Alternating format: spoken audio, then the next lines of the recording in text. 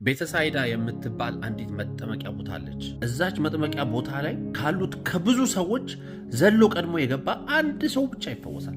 አንድ ሰው እዛ ቦታ ላይ 100 ሰው ቢኖር 100ም ውሃ ውስጥ ቢገባ 100ም አይፈወሱም። ከ100 አንዱ ቀድሞ የገባ ብቻ ይፈወሳል። መልአኩ መጥቶ ውሃውን ሲያናውጣት ቁጭ ብለው እንደዚህ ብለው የሚጠብቁ ብዙ ሰዎች አሉ። ነፍ ሰዎች ማለት ነው። ዘለው ሊገቡ እኮ ነው ፈውሳቸውን ሊያገኙ።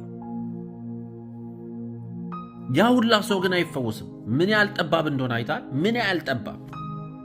ሌላ ነገር እንዳታስብ እንዲህ ብለህ የምትጠብቀው መልአኩ መጥቶ ያንን ውሃ እስኪያናውጥ ነው።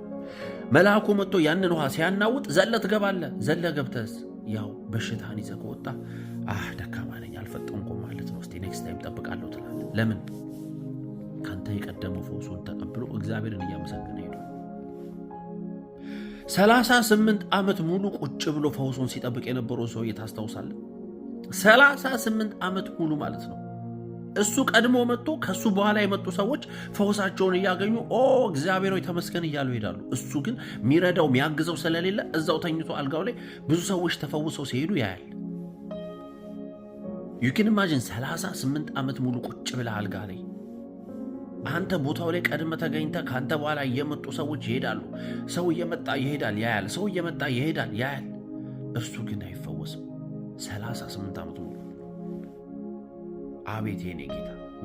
አየዋ፣ ራራለት። ልትድን ትፈልጋለህ አለው። ልትድን ትፈልጋለህ ብሎ ሲጠይቀው ሰውየው አረኔ የሚሸከመኝ ሰው የለም። አረኔ መልአኩ የሚመጣበት ሰዓት ራሱ አይታወቅም።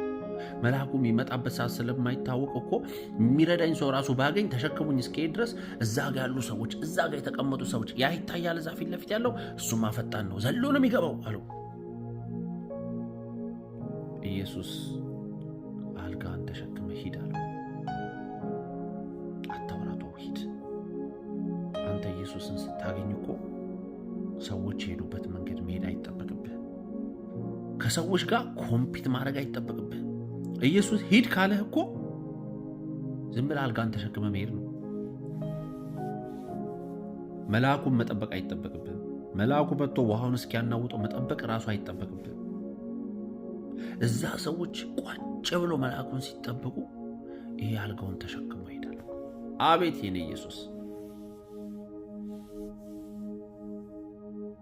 እና አሁን ይሄንን ሰውዬ ኢየሱስ አያድንም ብትለው ይሰማሃል እንዴ?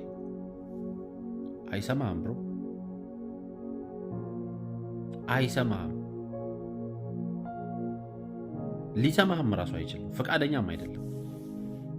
38 ዓመት ሙሉ ድካሙን ይዞ 38 ዓመት ሙሉ የሚያግዘው ሰው ስለሌለ 38 ዓመት ሙሉ ሊፈወስ ፈውሱን ሊያገኝ ያልቻለው ይህ ሰውዬ ኢየሱስ ክርስቶስ መጥቶ አንተ ስትተኛበት የነበረውን አልጋ ተሸክመው ሂድ ሲለው ተሸክሞት ሄደ። እና አሁን አንተ መጥተህ ይህን ሰውዬ ኢየሱስ ጌታ አይደለም ብትለው ይሰማሃል? ለዛ ነው እኔም አልሰማህ። ለዛ ነው ማንንም ጌታ አድርጌ ሕይወቴ ላይ ማሾምም አልችልም። ለምን መሰለህ? እግዚአብሔር ከየት እንዳነሳኝ፣ እግዚአብሔር ከምን እንደለየኝ፣ እግዚአብሔር ከየት እንዳነሳኝ አውቃለሁ።